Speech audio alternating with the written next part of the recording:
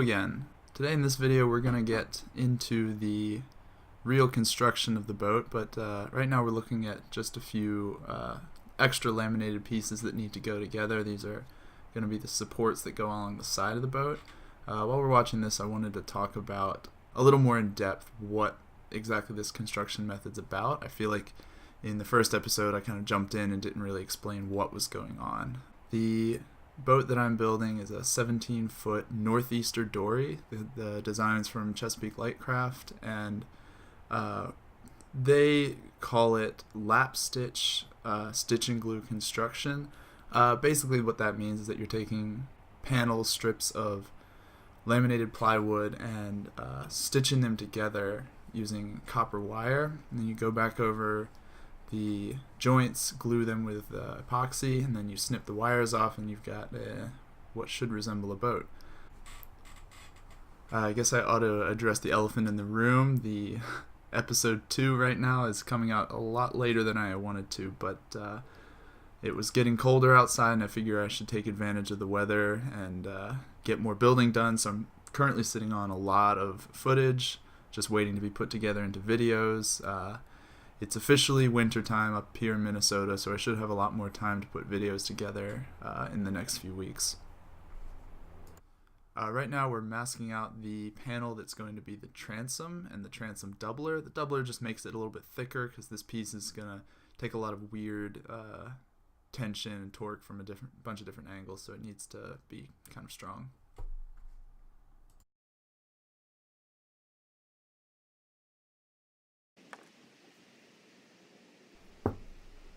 And while we glue all these together, I laminated the two pieces to make the centerboard, because while I had the glue out, I may as well make good use of it.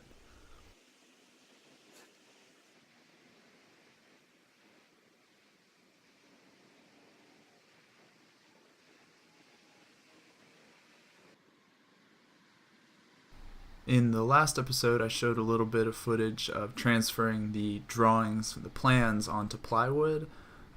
What I didn't mention was that all of these sheets of plywood had to be scarfed together, which basically means joined together. The boat's so long that all the pieces couldn't fit on a single sheet of plywood, so had to glue all those together and then transfer all of the panels onto this plywood and cut them out with a circular saw. It was not a fun job. My back hurt a lot after this one. Now the way that these panels fit together to make the hull shape of the boat, it's what CLC calls the lap stitch construction method. Basically what you have to do is each panel will have a groove cut into it called a rabbet, and that's what this tool that I'm using is called. It's a rabbet plane. Basically what you do is you cut a groove into the bottom of each panel so it sort of slots into the next panel below it. It's stronger construction method, and it'll give you that good lap stitch texture on the outside.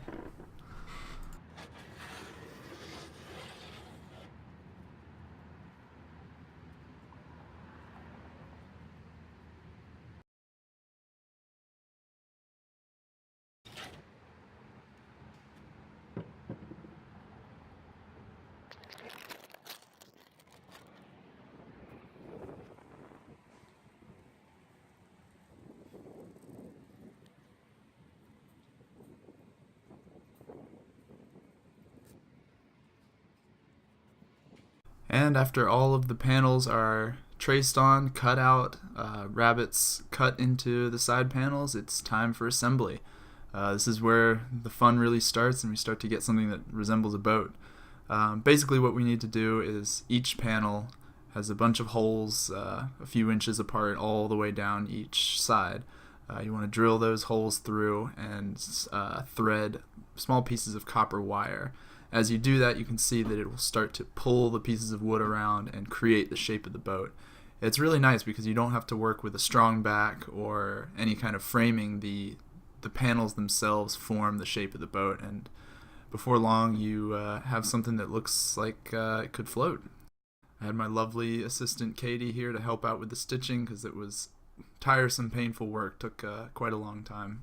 Hopefully the next episode here will come out sooner than this last one, and it'll start getting exciting because moving on to some good stuff.